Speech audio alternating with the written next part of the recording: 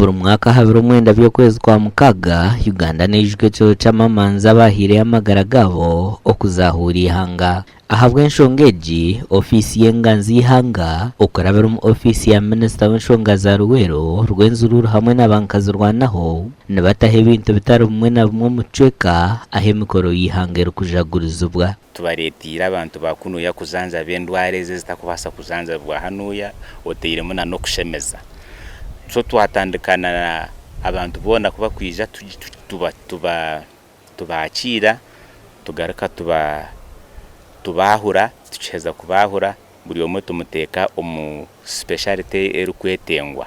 So twinoho buhereza bwo kushemeza meisho no kuzanja abameisho ago, twinoho buhereza bwo kushemeza abine za hania, abine za goita na nabine bironde bikwetenga kwoze tukweta debridement. Omwaka ogu ekyanga kya Lyantonde nico kuza kutaya ise mikoro y'ihanga mu town council ya Kariro kandi okwo abantu barikurenga 2023 batunjira obujanja bwa busha omundu arazitari zimwe na zimwe. Chagamba twishakweyongera gamba kasimo nkakushoborera twenda turiyo twishampora tukuzanka Lyantonde nimwe mwagera nkabra n'amawugora ntureba ba veterans abari omubona ntwenda tubashashura umurundo gumwe tubakulozingi ntwisha kugenda mpora abo kwantu ntushashura district by district. Habireho no kushaba ko mutano okwijuka hamwe no kushabira amamanzi g'ecekeki. Okwebaza ba religious leaders bashitafe mu Katonda olukubeera wano ne muvaayo ne musabira batata baffe bakadde baffe abatuva ku maaso.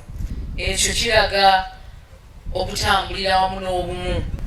Ekikulu munonga n'okureeba ngu ebitwarwanire ebibarwanire ebibafeerire tibyagarukaho. You cannot have peace unless you have justice. So, paying back to the gallant women, foreign and living, means that we have to endeavor in all spheres, at all strata of our society, to exercise justice.